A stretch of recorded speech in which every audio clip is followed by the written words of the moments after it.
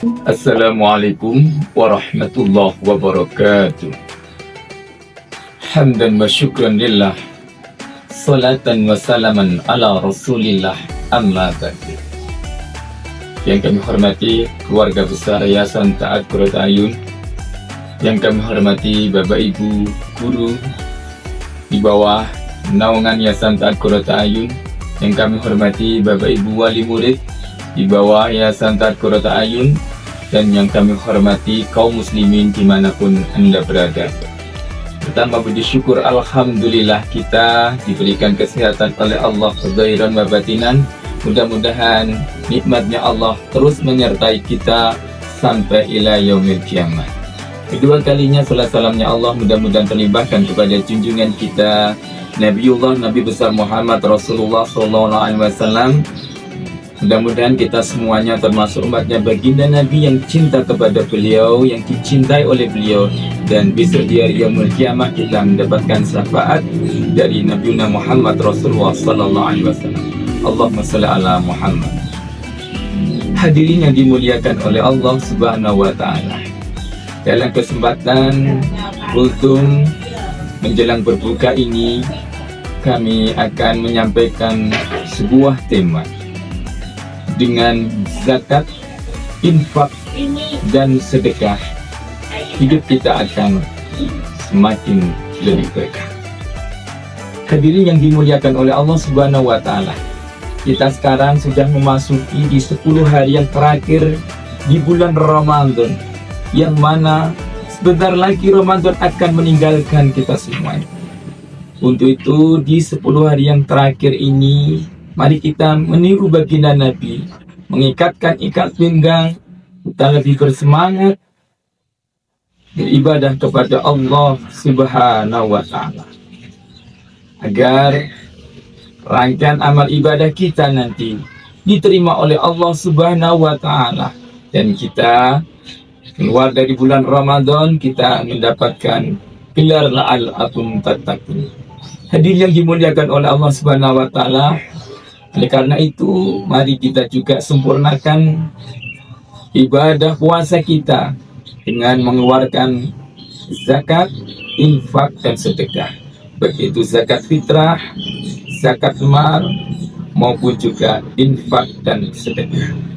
Karena sebagian rezeki yang kita miliki ini ada hak-hak orang lain yang harus kita berikan, dan sungguhnya hakikat kita mengeluarkan zakat ini adalah kita mencucikan jiwa kita, mencucikan harta kita, karena dalam harta yang kita peroleh ada hak orang lain yang harus kita berikan.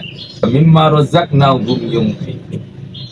Hadirin yang dimuliakan oleh Allah Subhanahu wa Ta'ala, justru dengan kita mengeluarkan zakat, infak, dan sedekah, rezeki kita ini akan tambah berkah dan akan dilipat gandakan oleh Allah Subhanahu wa Ta'ala.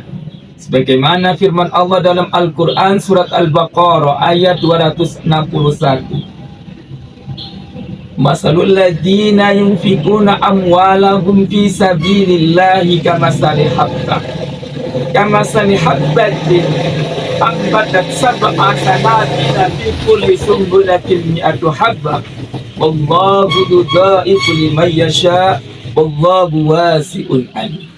Yang artinya perumpamaan orang yang menafkahkan hartanya di jalan Allah, sebagaimana menumbuhkan tangkai yang mana tiap-tiap tangkai itu ada 100 biji. Jadi kita bersedekah mengeluarkan rezeki kita kepada Allah, kepada orang yang berhak menerima. Ibaratnya kita akan dilipat gandakan oleh Allah 700 lipat, bahkan Allah melipat gandakan.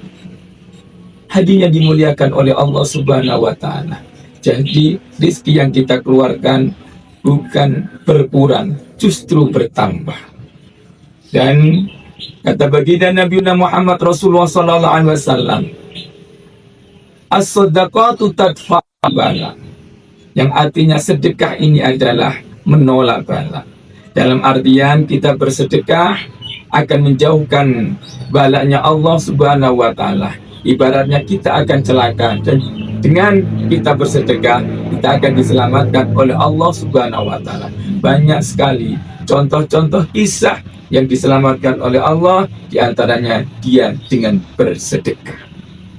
Hadirin yang dimuliakan oleh Allah Subhanahu wa Ta'ala, dan orang yang dermawan inilah termasuk ciri-ciri orang yang bertakwa. Baginda Nabi Muhammad Rasulullah sallallahu alaihi wasallam bersabda, "As-sakiyun qaribun minallah, qaribun minan nas, qaribun minal jannah, ba'idum minan nar."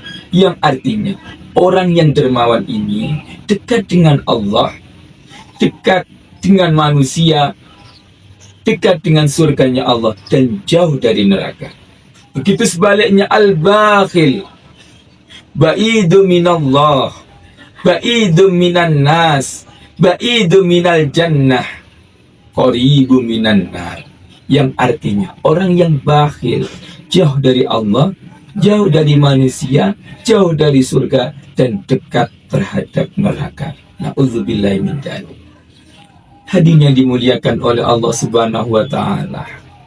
Untuk itu mari kita tumbuhkan kepedulian kita dengan berbagi kepada orang yang berhak membutuhkan, terutama adalah golongan 8 golongan, terutama yang tinggal di dekat dengan kita.